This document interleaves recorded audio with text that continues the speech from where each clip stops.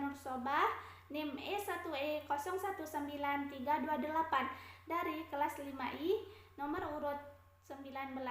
Tujuan saya membuat video ini adalah untuk memenuhi mata kuliah pembelajaran bahasa dan sastra Indonesia di SD, dan kami diberikan tugas ujian tengah semester secara lisan dengan menjawab pertanyaan melalui video. Jadi di sini kami diberikan 4 butir soal, yang dimana yang pertama terkait dengan tipe belajar bahasa, kemudian yang kedua prinsip pembelajaran bahasa Indonesia, kemudian yang ketiga pendekatan, metode, dan strategi pembelajaran bahasa Indonesia, dan yang terakhir yang keempat terkait dengan IPK dan tujuan pembelajaran. Sebelumnya saya akan menjelaskan satu persatu terlebih dahulu.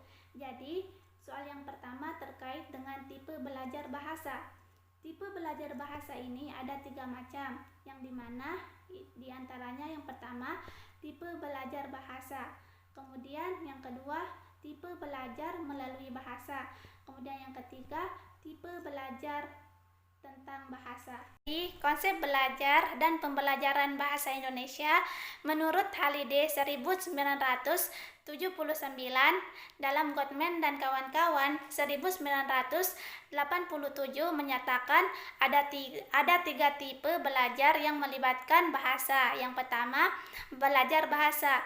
Seseorang mempelajari suatu bahasa dengan fokus pada penguasaan berbahasa atau kemampuan berkomunikasi atau melalui kemampuan bahasa yang digunakannya. Kemampuan ini melibatkan 2 hal, yaitu yang pertama kemampuan untuk menyampaikan pesan baik secara lisan atau melalui berbicara maupun tertulis ataupun melalui menulis.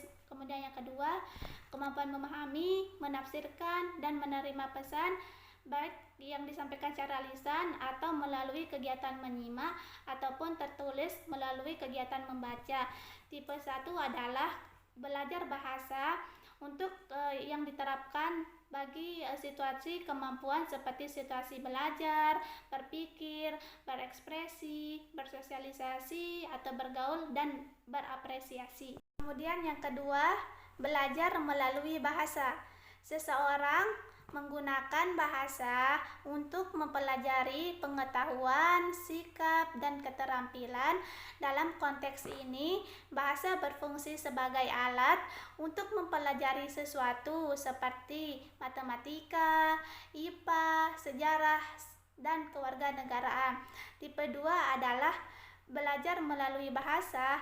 Ini berusaha agar siswa dapat berkomunikasi dengan baik, jadi siswa perlu menguasai kaidah bahasa dengan baik pula. Yang ketiga, belajar tentang bahasa. Seseorang mempelajari bahasa untuk mengetahui segala hal yang terdapat pada suatu bahasa seperti sejarah, sistem bahasa, kaidah berbahasa, dan produk bahasa seperti sastra. Tipe 3 ini belajar tentang bahasa agar siswa dapat berkomunikasi dengan baik, maka siswa perlu menguasai kaidah berbahasa dengan baik pula. Dalam konteks ini, penguasaan kaidah berbahasa bukan tujuan, melainkan adalah sebagai alat agar kemampuan bahasanya dapat berkembang dengan baik. Dengan demikian, ketiga tipe belajar tersebut saling terkait. Ketiganya terjadi secara bersamaan. Dalam belajar bahasa, ketika siswa belajar kemampuan berbahasa terkait dengan penggunaan konteksnya, ia pun belajar tentang kaidah bahasa dan sekaligus belajar menggunakan bahasa untuk mempelajari berbagai mata pelajaran. Kemudian soal yang kedua terkait dengan prinsip pembelajaran bahasa Indonesia. Prinsip pembelajaran bahasa Indonesia SD. Jadi di sini saya akan menjelaskan 4 prinsip saja, yang dimana diantaranya yang pertama, dari peserta didik diberitahu menuju peserta didik mencari tahu. Pembelajaran mendorong siswa menjadi pembelajaran aktif. Pada awal pembelajaran, guru tidak berusaha untuk memberitahu siswa karena itu materi pembelajaran tidak disajikan dalam bentuk final. Jadi, pada awal pembelajaran, guru membangkitkan rasa ingin tahu siswa terhadap suatu fenomena atau fakta, lalu mereka merumuskan ketidaktahuan mereka dalam bentuk pertanyaan. Jika biasanya kegiatan pembelajaran dimulai dengan penyampaian informasi dari guru sebagai sumber belajar, maka dalam pelaksanaan kurikulum 2013, kegiatan inti dimulai dengan siswa mengamati fenomena atau fakta tertentu.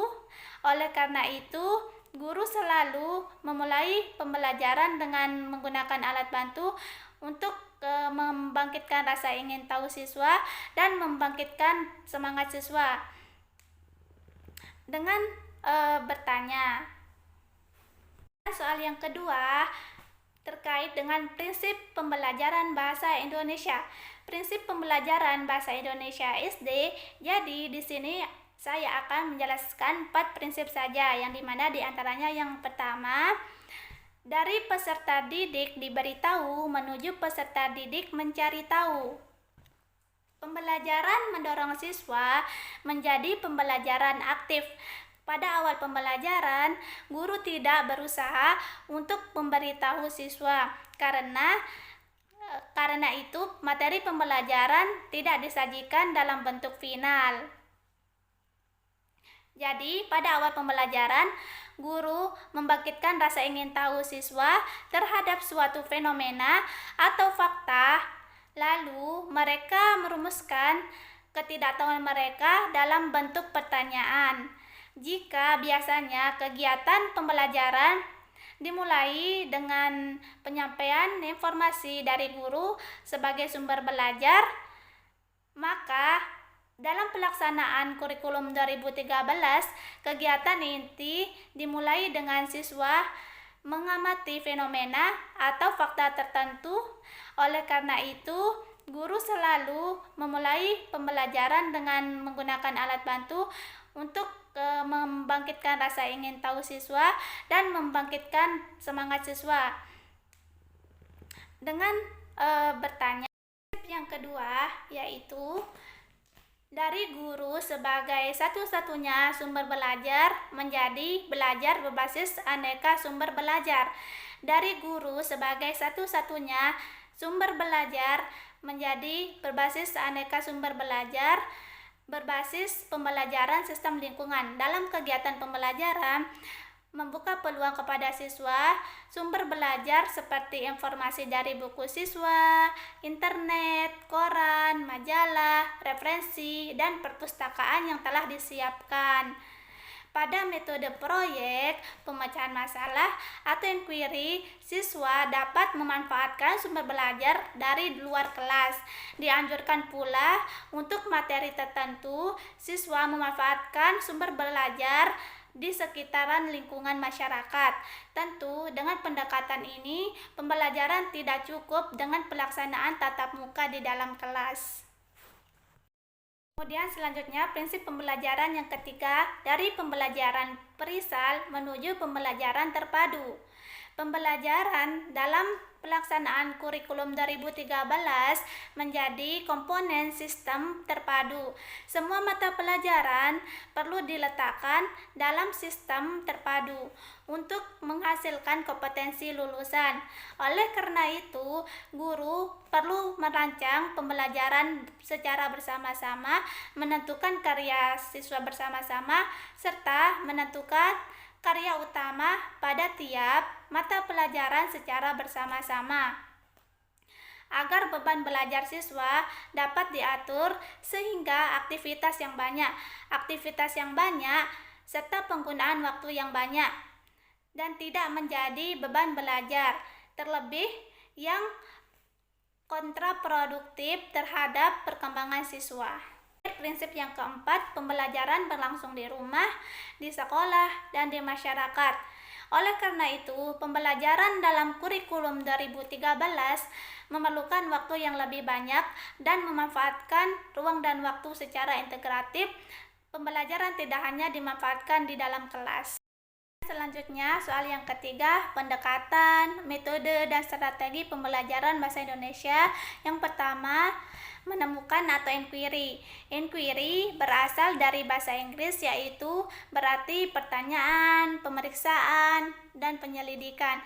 Strategi ini berarti suatu rangkaian kegiatan belajar yang melibatkan secara maksimal seluruh kemampuan siswa untuk mencari dan menyelidiki secara sistematis, kritis, logis, analitis, sehingga mereka dapat merumuskan sendiri penemuannya dengan penuh percaya diri. Menemukan merupakan bagian inti dari kegiatan pembelajaran berbasis inquiry. Bentuk pelaksanaan menemukan pengetahuan dan keterampilan yang diperoleh siswa diharapkan bukan hasil mengingat seperangkat fakta, tetapi hasil dari penemuan sendiri. Guru harus selalu merancang kegiatan menemukan apapun materi yang akan diajarkannya.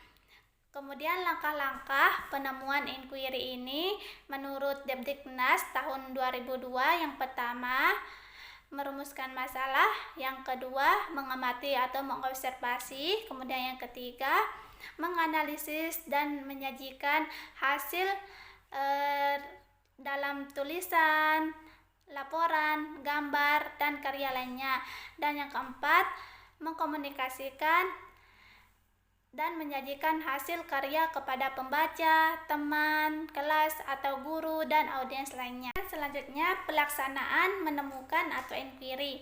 Pengetahuan dan keterampilan yang diperoleh siswa diharapkan bukan hanya hasil mengingat atau seperangkat fakta-fakta, tetapi hasil menemukan sendiri. Guru harus selalu merancang kegiatan yang merujuk pada kegiatan menemukan apapun materi yang diajarkannya. Langkah-langkah kegiatan menemukan inquiry ini menurut Depdiknas tahun 2002, yang dimana diantaranya yang pertama merumuskan masalah, yang kedua mengamati atau mengobservasi, kemudian yang ketiga menganalisis dan menyajikan hasil tulisan, gambar, laporan, bagan, dan karya tulis lainnya. Kemudian yang keempat mengkomunikasikan atau menyajikan hasil karya kepada pembaca, teman, guru, dan atau audiens lainnya. Jadi, urgensi komponen menemukan sehingga perlu dibiasakan dalam pembelajaran bahasa Indonesia di sekolah dasar. Inquiry menemukan pengetahuan dan keterampilan yang diperoleh secara mengingat bukan hanya secara fakta-fakta, melainkan hasil dari penemuan sendiri. Siswa lebih aktif dalam proses belajar dan pembelajaran menggunakan penemuan. Karena dalam pembelajaran inquiry ini, guru hanya sebagai fasilitator yang membimbing siswa untuk menemukan permasalahan yang diberikan. Siswa dituntut untuk lebih aktif secara berpikir secara kritis dan logis, serta mengemukakan suatu pendapat dan mengembangkan keterampilan siswa. Saat pembelajaran berlangsung, guru mengarahkan siswa untuk melatih berpikir secara mandiri. Siswa mengemukakan pendapat, kemudian guru menuliskan di papan tulis. Setelah terkumpul semua jawaban, dan siswa disuruh oleh guru untuk menyebutkan jawaban tersebut. Misalnya, inquiry dalam pembelajaran menulis seperti yang diadopsi oleh Depdiknas 2002. Yang pertama, merumuskan masalah. Pada tahap ini, siswa diberikan kesempatan untuk menemukan masalah dengan merumuskan dalam bentuk pertanyaan sebagai contoh. Misalnya, bagaimana cara melakukan suasana pantai Anyar di kala senja? Selanjutnya, bagaimanakah cara menemukan gagasan peranan dalam bahasa Indonesia dalam pendidikan? Kemudian yang kedua, mengamati atau mengobservasi. Siswa melakukan observasi terhadap objek dan melakukan bahan sebagai Sumber informasi dapat diperoleh melalui buku, artikel, jurnal, internet, majalah, koran dengan cara pengamatan secara langsung kepada objek yang diamati. Tahapnya yang pertama, siswa membaca buku atau artikel atau internet tentang objek wisata Pantai Anyar. Kemudian yang kedua, siswa melakukan tamasya ke Pantai Anyar. Selanjutnya yang ketiga di sini menganalisis dan menyajikan hasil tulisan siswa. Pada tahap ini siswa mulai melalui menuliskan kegiatan dengan buku. Berikut kegiatan yang dapat dilakukan siswa. Yang pertama, siswa membuat tulisan deskripsi dengan tema Pantai Anyar di kala senja. Yang kedua, siswa membuat isai tentang peranan bahasa Indonesia dalam bidang pendidikan. Kemudian yang terakhir, yang keempat, mengkomunikasikan atau menyajikan kepada pembaca, teman sekelas atau guru atau audiens lainnya. Pada tahap ini, siswa dapat menuliskan karyanya kepada teman atau pembaca dengan karya yang disampaikan, dan siswa lainnya memberikan masukan dan siswa lain memberikan pertanyaan atau tanggapan sehingga memunculkan ide-ide baru. Pada akhirnya siswa melakukan refleksi dan dapat mempublikasikannya karya tulisnya di dinding kelas atau di dinding sekolah dan sebagainya. Jadi, mereka merasa setelah melakukan penemuan bahasa Indonesia lebih menyenangkan karena sebelumnya guru menggunakan metode ceramah sehingga membuat siswa mengantuk. Dengan adanya metode penemuan atau inquiry ini, siswa lebih aktif dalam mengikuti pembelajaran. Selanjutnya yang kedua, pemodelan. Pemodelan adalah pembelajaran yang dilakukan dengan menampilkan model yang bisa dilihat, dirasa, dan bahkan bisa ditiru oleh siswa. Bentuk pelaksanaannya dalam prakteknya, guru bukan merupakan satu-satunya model karena model yang disampaikan akan menjadi standar kompetensi yang dicapai. Maka, jika guru tidak mampu menjadi model, maka jangan memaksakan diri. Guru dapat mendatangkan model dari luar. Model tersebut bisa menjadi siswa yang dianggap mampu atau para pakar ke dalam kelas. Model yang dimaksud bisa memberi contoh dengan misalnya dengan mengoperasikan sesuatu, menemukan hasil karya, menunjukkan hasil karya, dan menontonkan suatu proses pembelajaran. Urgensi komponen pemodelan sehingga perlu dibiasakan dalam pembelajaran bahasa Indonesia sekolah dasar. Guru bukan satu-satunya model. Model dapat dirancang dengan melibatkan siswa. Seseorang siswa bisa ditunjuk untuk memberi contoh kepada temannya dalam melafalkan suatu kata. Jika kebetulan ada siswa yang pernah memenangkan lomba membaca puisi, siswa tersebut dapat ditunjuk untuk mendemonstrasikan karyanya. Siswa tersebut dikatakan sebagai model. Kemudian siswa lain dapat menggunakan model tersebut sebagai standar kompetensi yang harus dicapai. Kemudian yang ketiga, refleksi merupakan respon terhadap kejadian, aktivitas, atau pengetahuan yang baru diterima. Tujuan dari kegiatan refleksi ini adalah untuk melihat sudah sejauh mana pengetahuan yang dibangun sebelumnya yang dapat mengendap di benak siswa. Pelaksanaan refleksi ini perlu dilakukan sebelum guru mengakhiri proses pembelajaran. Untuk setiap kali pertemuannya, dengan memikirkan apa yang harus baru saja dipelajari, menelaah dan menuliskan semua kejadian, aktivitas, atau pengalaman yang terjadi dalam pembelajaran, bahkan memberikan masukan atau saran jika diperlukan. Siswa akan menyadari bahwa pengetahuan yang baru saja diperolehnya merupakan pengayaan atau revisi dari pengetahuan yang telah diperoleh sebelumnya.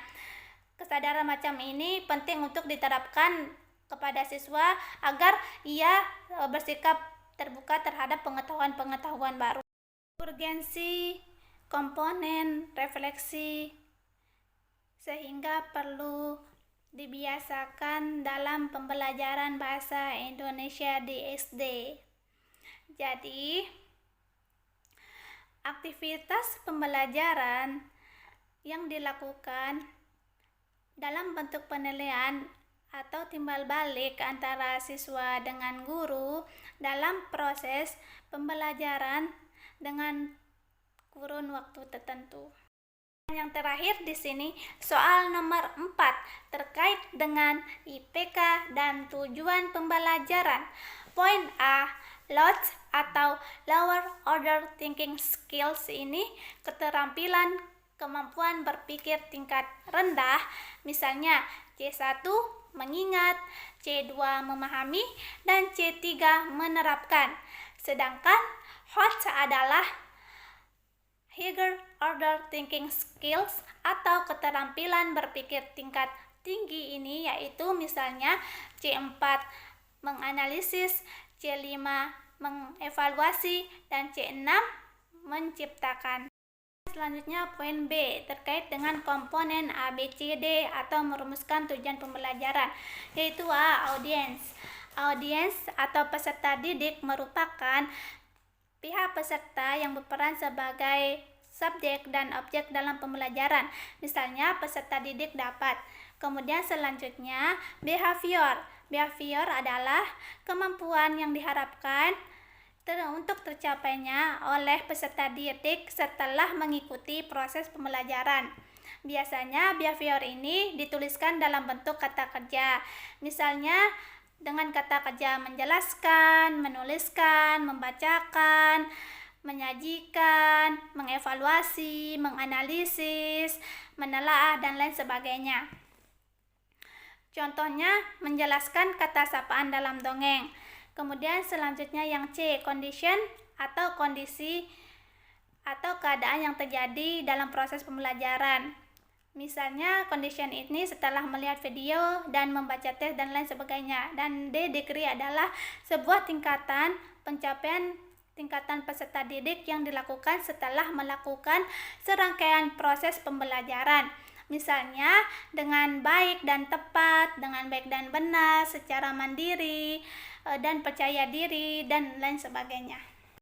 Misalnya, contoh dari perumusan tujuan pembelajaran mempunyai komponen A, B, C, D, yaitu contohnya dengan membaca teks, yaitu C atau condition, siswa A mampu menemukan informasi dari dongeng bintang fabel tentang sikap rukun, yaitu B atau behavior, dengan baik dan benar, yaitu D atau degree.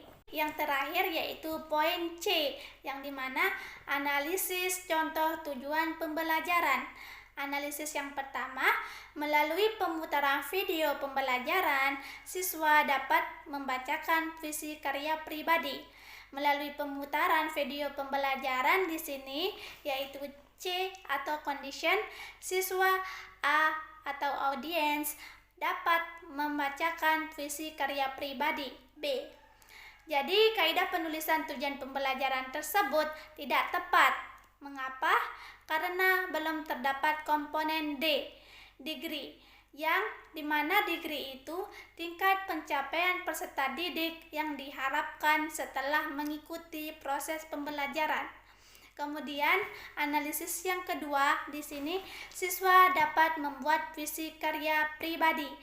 Artinya di sini siswa A sebagai audiens dapat membuat visi karya pribadi sebagai behavior atau B. Jadi kaidah penulisan belum tepat karena belum terdapat komponen A, B, C, D secara utuh atau lengkap. Hanya terdapat siswa atau audiens dan terdapat B, behavior. Jadi conditionnya belum ada dan D-nya tidak ada. Jadi D di sini yaitu tingkat minimal dari materi yang akan disampaikan.